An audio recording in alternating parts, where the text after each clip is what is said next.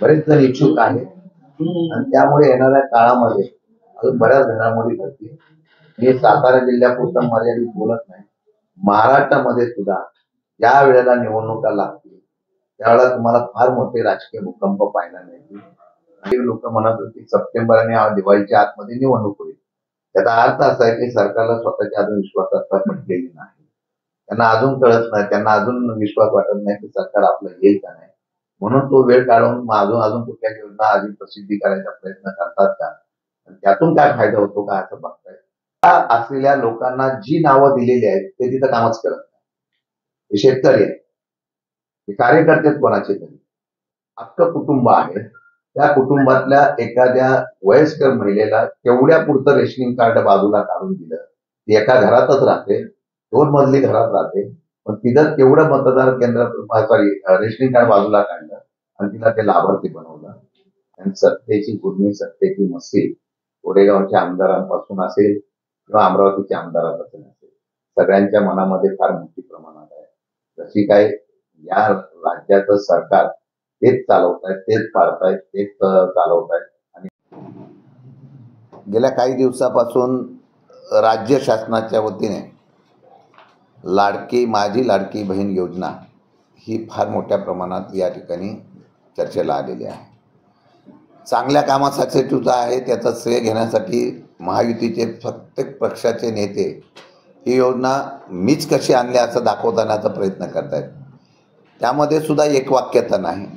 त्या एकवाक्यता नसण्याचं कारण पण असं आहे ही योजना आणल्यानंतर ती कोणी घ्यायचं याच्यावर सेवा चालू झालेला आहे. आणि त्याच्यामध्ये कमी काय की त्या महायुतीचे आमदार जे आहेत ते या असलेल्या योजनेला आपली जहागिरी समजायला लागलेले आहे. आणि या योजनेच्या माध्यमातून जर तुम्ही आम्हाला मदत केली नाही, मतं दिली नाही, तर तुमच्या योजना आम्ही बंद करू, तुमचा करेक्ट कार्यक्रम करू, अशा प्रकारच्या धमक्या द्यायला लागलेल्या आहे. त्या महाराष्ट्राचं दुर्दैव आहे. एखादी योजना चालू केल्यानंतर त्या योजनेच्या संदर्भामध्ये त्या महिलांना आणि त्याप्रमाणे मदत करण्याची भूमिका जाहीर केल्यानंतर जर तशा पद्धतीने पक्षीय राजकारण करून निवडणुकीचा फंडा म्हणून त्याचा उपयोग करण्याचा प्रयत्न केला जात असेल आणि निवडणुकीला जर आम्हाला मतं दिली नाही तर तुमची योजना बंद करू. काही मुख्यमंत्र्यांनी सांगितलं योजना बंद होणार नाही मी जिवंत असेपर्यंत. उपमुख्यमंत्री एक म्हणतात की कोणाचा बाप आला तरी मी त्या योजनेला बंद करून देणार नाही. काही जण म्हणतात की तुम्ही आम्हाला निवडून द्या परत की ती योजना 5 वर्ष पुढच्या कायम स्वरूपात चालू ठेवू. चाललं काय नक्की मला कळत नाही. जेव्हा एखाद्या राज्याची योजना जाहीर केली जाते त्यावेळेला ती योजना जाहीर केल्यानंतर त्या योजनेचं प्लॅनिंग हे सरकारला करावं लागतं. आज बघा राज्य सरकारकडं पैसे नाही ही वस्तुस्थिती आम्ही सातत्याने मांडत आहोत. आणि मग इथले तिथले पैसे करून ह्या योजनेला कसा निधी देता येईल असा प्रयत्न होत असताना आज 2 घटना काल घडल्या.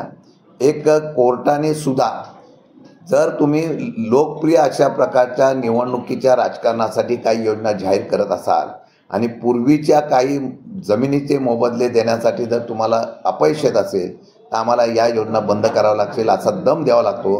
ही महाराष्ट्रातली पहिली घटना. दुसरी घटना अशी आहे की काही दिवसापासून महाराष्ट्रातले जे कोणी सार्वजनिक बांधकाम विभागाची मंडळी आहेत, कॉन्ट्रॅक्टर आहे, त्यांनी काम बंद आंदोलन सुरू केलेलं आहे. 2-2 वर्षात या लोकांना पैसे मिळाले नाही. 10% आणि ही अमाऊंट टोकन अमाऊंट म्हणून तरतूद केल्यानंतर टेंडर निघायचं. आता ते बाजूला सारून आता या टेंडरची प्रक्रिया करून सरसकट सगळ्यांना बोलवून कॉम्पिटिशनच्या पेक्षा स्पर्धा करण्यापेक्षा त्या असलेल्या योजनेत त्या असलेल्या कामांना वाटून देण्याचा प्रकार सर्वात गेल्या काही दिवसापासून मंत्रालयात सुरू आहे. हे मी फार गांभीर्याने सांगतोय. आता त्यातच काय सरकारने या कॅबिनेटमध्ये महाराष्ट्र राज्य पायाभूत सुविधा विकास महामंडळा माध्यमातून या ठिकाणी एनयूटीच्या माध्यमातून 6,000 किलोमीटरचे रस्ते हे करण्याचं धोरण जाहीर केलं. खरं म्हटलं तर हे 30% सरकारचं आणि खाजगीकरणातून 70% अशा प्रकारची योजना केंद्र सरकारच्या धर्तीवर राबवली जाते. ही मागे सुद्धा राज्यामध्ये राबवली गेली. पण मागच्या राबवलेल्या या योजनेमधून त्या नक्की ज्यांनी या योजनेच्या माध्यमातून सहभाग घेतला, रस्ते केले, त्यांना त्याचा परतावा मागच्या योजनेतल्या लोकांचा मिळाला का, हे पहिले शासनाने, राज्य सरकारने खुलासा करणं गरजेचं आहे. सवंग लोकप्रियतेसाठी अशा प्रकारच्या योजना जाहीर करायचा आणि जो करतो त्याला अद्यापही टप्प्याटप्प्याने पैसे द्यायचे असतात, ते जर मिळत नसतील त्याच्यासारखं दुर्दैवानं आहे. आणि आज 6,000 किलोमीटरच्या रस्त्यामध्ये मला मिळालेली माहिती आहे त्याची सरकारने गांभीर्याने चौकशी करावी. हे जर खोटं असेल तर सरकारने त्याचं स्पष्टीकरण करावं.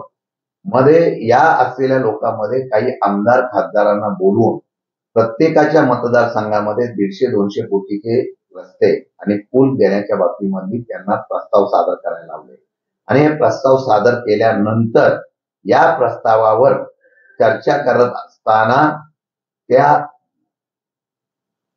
टेंडरचं जे काढले जात आहे ते काढलेले टेंडर सुद्धा प्रत्येकाला बोलून वाटप केलेलं जात आहे. त्यामध्ये कुठलीही स्पर्धा न ठेवता 8% अभाव, म्हणजे यांनी मला सांगितलेलं दिसतं 26,000 कोटीचा आता 30,000 कोटीच्या वरती बजेट निघालेलं आहे.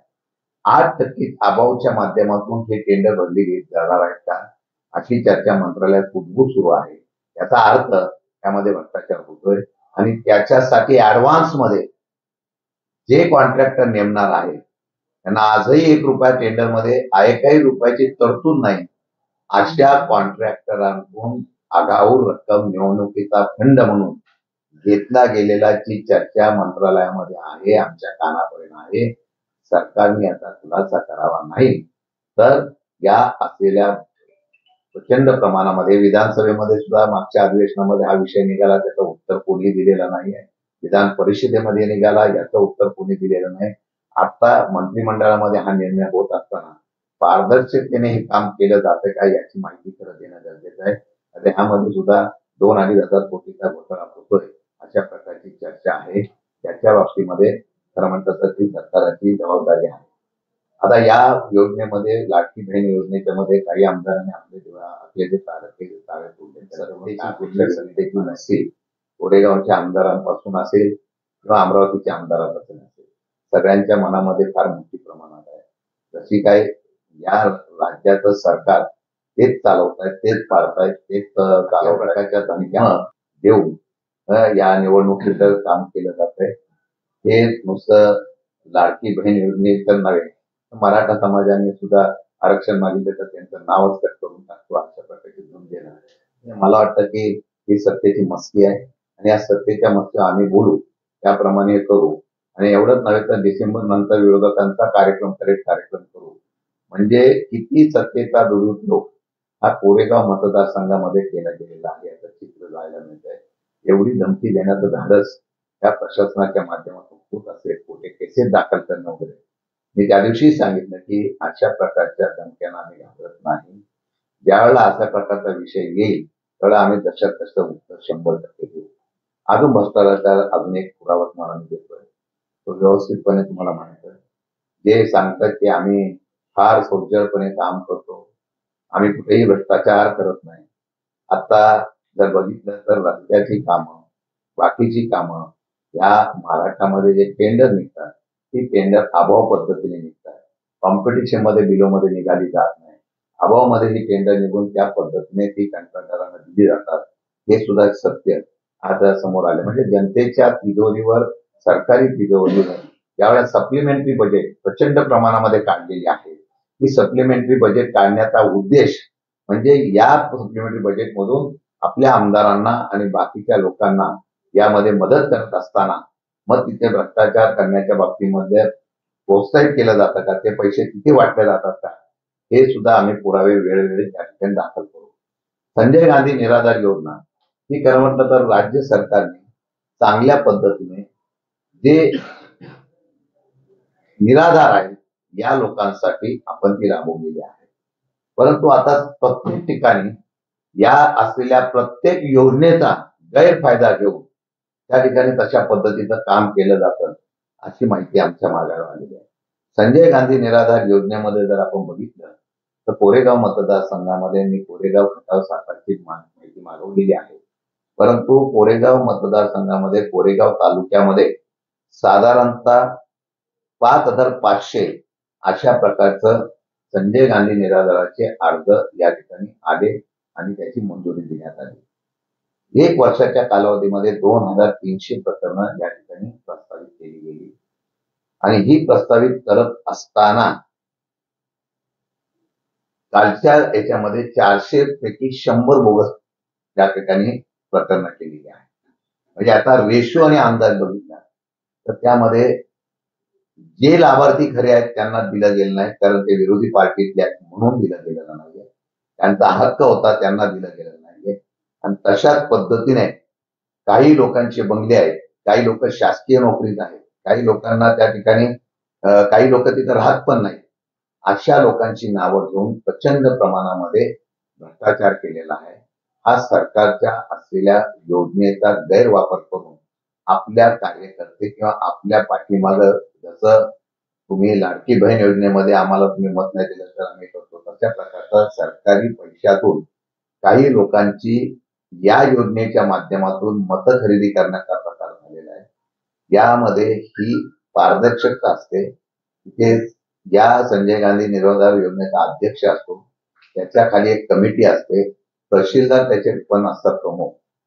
विशेष सांगतो की एखाद्या कुटुंबातल्या एखाद्या वयस्कर महिलेला तेवढ्या पुरतं रेशनिंग कार्ड बाजूला काढून दिलं. ती एका घरातच राहते, 2 मजली घरात राहते, पण तिथं तेवढं मतदार केंद्र रेशनिंग कार्ड बाजूला काढलं आणि ते लाभार्थी. या अशा प्रचंड प्रकरणामध्ये आमच्याकडे पुरावा सकट आहे. या संजय गांधी निराधार योजनेमध्ये या योजनेचा पर्दाफाश एवढ्यासाठी करतोय की त्याचे पुरावा सकट आम्हाला मिळालेला आहे. माझी मागणी आहे की सरकारच्या ज्या गरिबांच्यासाठी योजना राबवली ते लाभार्थी बाजूला ठेवून आपल्या कार्यकर्त्यांनी पक्षाचे लाभार्थी वाढवण्यानंतर चौकशी करावी. आणि हा भ्रष्टाचार जो झालेला आहे आणि हा भ्रष्टाचार सरकारच्या तिजोरीवर ज्यांनी मारलेला आहे, गरिबांचे पैसे हक्काचे काढून कार्यकर्त्यांना देण्याचा प्रकार जो ज्यांनी केलेला आहे त्याच्यावर कारवाई करावी अशी आमची मागणी आहे. जर ही कारवाई केली गेली नाही तर याच्या संदर्भात आम्ही आंदोलनाची भूमिका घेऊ. आम्ही पुराव्यासकट देतोय. त्या तहसीलदारापासून जे कोणी दोषी असतील त्यांच्यावर त्या कारवाई केली पाहिजे अशा प्रकारची भूमिका आमची आहे. ती मान्य आम्ही या ठिकाणी केलेली आहे. अशा प्रकारचे अनेक घरकुल योजनेच्या लाभार्थी असतील, अनेक ठिकाणी ही भेदभाव केला जातो आणि त्या भेदभावाचा परिणाम सर्वसामान्य गरिबाला होत नाही. अशी दडपशाही, अशी हुकुमशाही या आजच्या परिस्थितीमध्ये या ठिकाणी करण्याचा प्रयत्न हा आता चालू आहे आणि त्याच्यावर आम्ही निश्चितपणाने आवाज उठवणार आहोत. म्हणून आमची मागणी आहे की या सर्व घटनेची चौकशी ही झाली पाहिजे. ती चौकशी झाली नाही तर आम्हाला आंदोलन करावं लागेल. नाही, पहिलं नाही, राज्य सरकारकडेच मागणी करणार आहे, काय करणार आहे ते, आणि मी पुराव्यासकट हे देणार आहे जिल्हाधिकाऱ्यांना वगैरे सगळ्यांना देणार आहे. खरं म्हणतं तर सरकारी योजनेच्या पैशावरचा एवढं धाडस जर वाढत असेल, अशा प्रकारचं केलं जातं. अजून बरेच काम आहेत. काही लोकांचे लाभार्थी नसताना वेगवेगळ्या योजनेतून त्यांना लाभार्थी बनवलं गेलेलं आहे. अजून तो पण पर्दाफाश आम्ही करणार आहोत. हे लाभार्थी करून कार्यकर्त्यांना मतासाठी किंवा लोकांना मतासाठी आपल्याकडे करण्याचा नवीन फंडा जर सत्तेच्या माध्यमातून महायुतीची लोक करत असतील आणि तशी महाराष्ट्रामध्ये जर होत असेल तर अजून एक मोठा बोगस होईल. अजून एक मोठ्या प्रकारचा स्कॅम यामध्ये निश्चितपणाने बाहेर पडेल. आणि अशा या सगळ्या गोष्टीच्या बाबतीमध्ये संबंधित खात्याने कारवाई केली नाही तर आम्ही त्या ठिकाणी स्वतः तक्रार करू आणि मग पुढची कारवाई कोर्टामध्ये करू. पण यांना बेड्या ठोकायचं काम आम्ही करू. आकडेवारी आली नाही, मी मगाशीच सांगितलं, मी नुसतं कोरेगाव तालुक्यातल्या असलेली आकडेवारी दिली. मी खटाव आणि साताराची अजून आकडेवारी मागच्या अजून मला मिळालेली नाही आहे तहसीलदारांकडून. मी जिल्हाधिकाऱ्यांकडे मागणी करणार आहे की तुम्ही कमिशनकडे मागणी करेल. आता सरकारकडे मागणी कराल तर सरकारचे हे लोक बोलतात सरकारच आम्ही बनवलंय, आम्हीच पाडलंय, आम्हीच बनवलंय. मला वाटत नाही सरकारची लोक त्यांच्यावर कारवाई करतील. आम्ही तशा पद्धतीने मग कोर्टातून आम्ही 100% कारवाई करायला लावणार. आणि हा जे खरे गरीब आहेत, जे लाभार्थी आहेत त्यांना बाजूला सारून जर बोगस अशा प्रकारच्या लाभार्थ्याच्या याद्या केल्या असतील तर चुकीचं आहे. हे मी नुसतं सातारामधल्या एका मतदारसंघामध्ये काढलेलं आहे. अजून काढायची बाकी आहे. अजून एक योजना आहे, त्या योजनेमध्ये सुद्धा कार्यकर्त्यांना ते वाटतं वाटप केलेलं आहे, त्याची सुद्धा यादी आम्ही गोळा करतोय आणि मग सरकारचे खरे लाभार्थी बाजूला ठेवून आपले लाभार्थी मतासाठी वाढवण्याचा प्रकार कोण करत असेल आणि त्यामध्ये शासकीय अधिकारी जर मदत करत असेल ते सर्वात दुर्दैव आहे. आणि म्हणून जे दोषी असतील त्यांच्यावर कारवाई झाली पाहिजे, नाही तर आम्ही त्यांच्यावर आंदोलन करणार आहोत. हे संजय गांधी निराधार योजना ही गरिबांची आहे. त्यांना पैसे मिळतात म्हणजे त्यांना कोण सांभाळत नाही, परित्यक्त असतात, विधवा असतात, ज्यांना सांभाळलं जात नाही, अशा प्रकारच्या वयस्कर असतात, त्यांच्या या योजना आहेत. कलाकार मानधनाला अजून त्याला पैसे नाही, म्हणजे जिथं पैसे नाहीत तिथं अजून काय नाही. आणि हे सुद्धा संजय गांधी निराधार योजनेचे 3-3 महिने पैसे मिळत नाही. सरकारकडे पैसे कुठे आहे? योजना नुसत्या जाहीर करत गेलाय, पण सरकारकडे पैसेच नाही आहेत. त्यामुळे का होतोय कसं आहे, केली जाते प्रोसेस कशी केली जाते कुठली? हा नाही, प्रोसेस अशी आहे की एकदा त्यांनी अर्ज केला, त्या अर्जाची छाननी केली जाते. छाननी केल्यानंतर त्या ठिकाणी ते अर्ज मग त्यांची कमिटी आहे, एक संजय गांधी निराधार योजनेची कमिटी असते, अध्यक्ष आणि कमिटी असते आणि तहसीलदार त्याच्यावर असतो. ती आधी खालून तलाठी सर्कल वगैरे छाननी करून देतात आणि ती छाननी केल्यानंतर ती तिथपर्यंत येते. काय आहे, सध्या राजकीय दबाव वरपासून खाली तलाठी सर्कल करून एवढा आहे की ते काही करायला जातात. आता त्यांच्या नोकऱ्या जातील तेव्हा त्यांना कळेल तरी परिस्थिती आहे.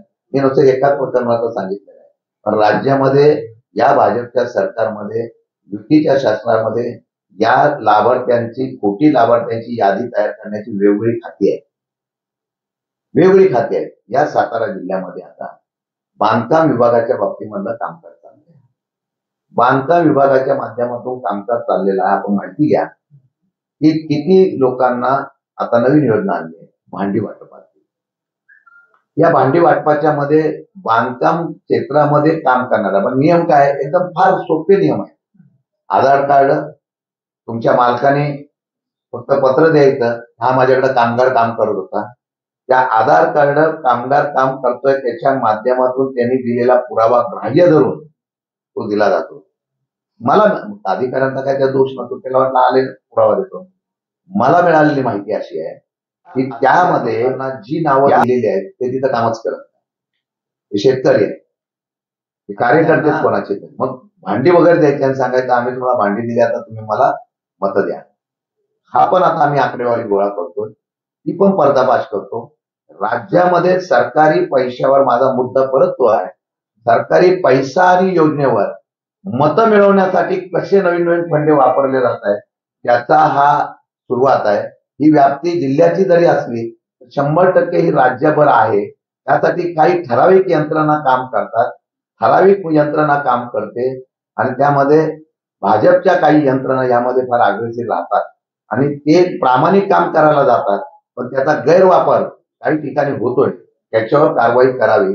सरकारचा पैसा आता सरळ सरळ कोणी लुटू नये. माझ्या माहितीप्रमाणे काल मी एका वर्तमानपत्रामध्ये वाचलं की निवडणूक ही आता ऑक्टोबरला आचारसंहिता लागेल आणि नोव्हेंबरला होईल, दिवाळीनंतर. माझी माहिती अशी आहे की दिवाळी आतमध्ये निवडणूक होईल. त्याचा अर्थ असा आहे की सरकारला स्वतःच्या अजून विश्वासात पटलेली नाही.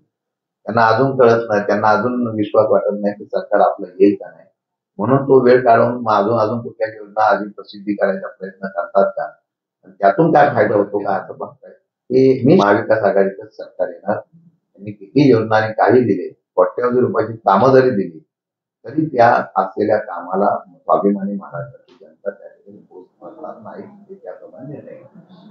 आपण कुठल्या राज्यामध्ये यात्रा खूप सुरू आहे, सध्या राज्यामध्ये यात्रा सुरू झालेल्या आहे, गुलाबी कोड झाले, प्रत्येक पक्षाने यात्रा सुरू केलेली आहे, पण आम्ही केलेली आहे की महाराष्ट्राची आमची यात्रा काय सरकारी योजनेच्या प्रसिद्धी त्याचा श्रेय घेण्यासाठी आमची योजना आहे की महाराष्ट्र जागृत करण्यासाठी. छत्रपती शिवाजी राजांचं जसं महाराष्ट्र होता तो उभा करण्यासाठी आम्ही यात्रा केलेली आहे. परत दोघीमधला हात आहे, त्यांनी सांगितलं आम्ही योजना कशा राबवल्या त्याचा प्रसिद्धी करताय.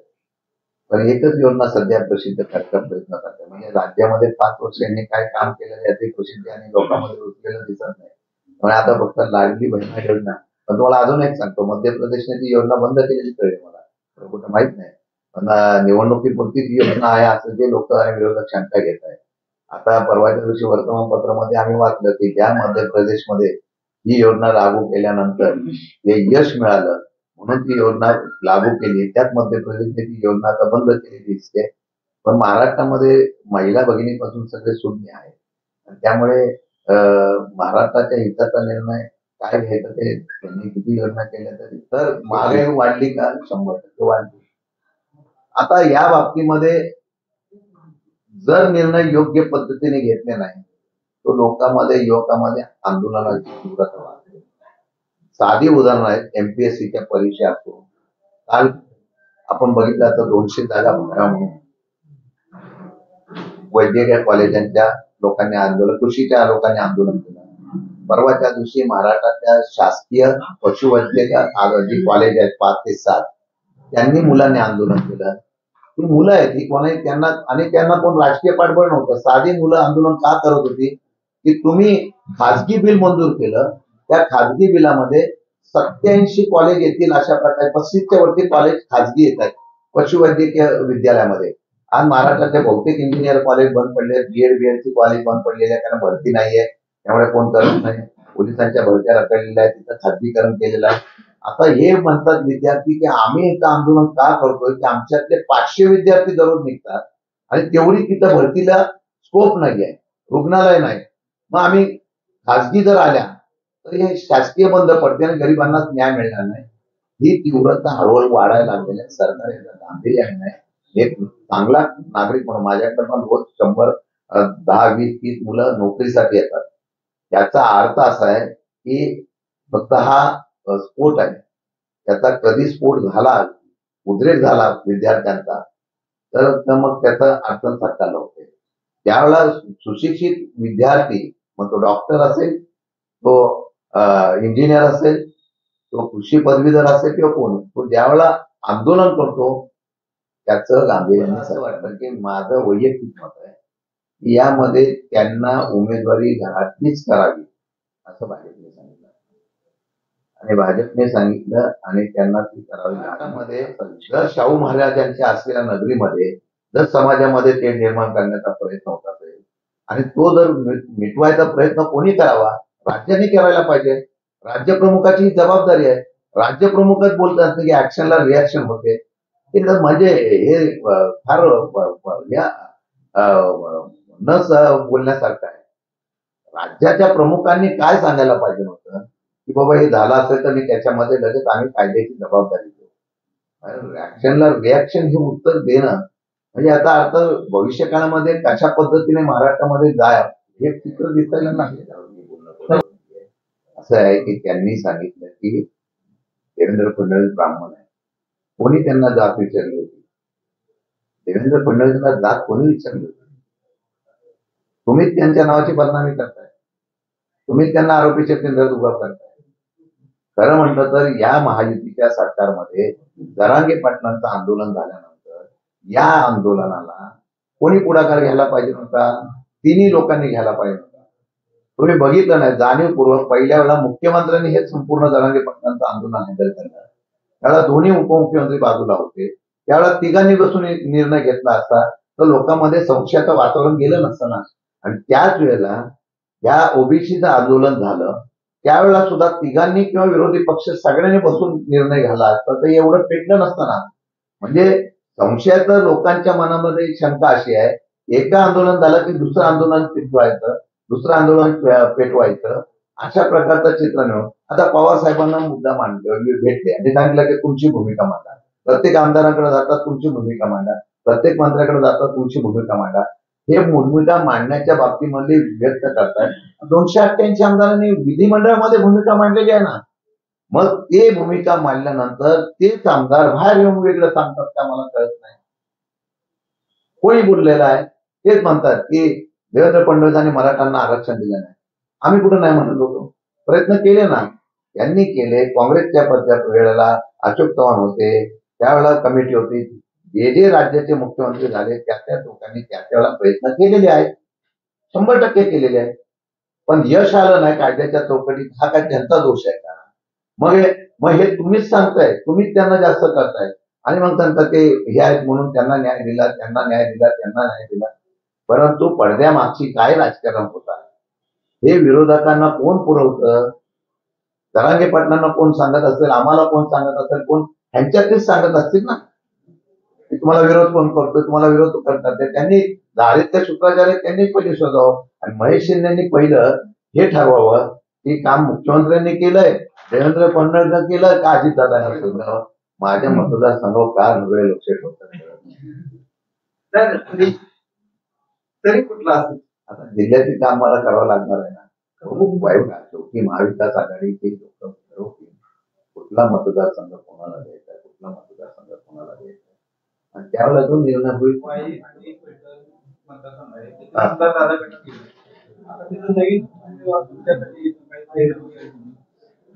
वाई आणि पैठण आणि जिथे जिथे राष्ट्रवादीचे उमेदवार उभे करायचे तिथे तिथे राष्ट्रवादीचा महाविकास आघाडीचा उमेदवार इच्छुक आहे आणि त्यामुळे येणाऱ्या काळामध्ये अजून बऱ्याच घडामोडी घडतील.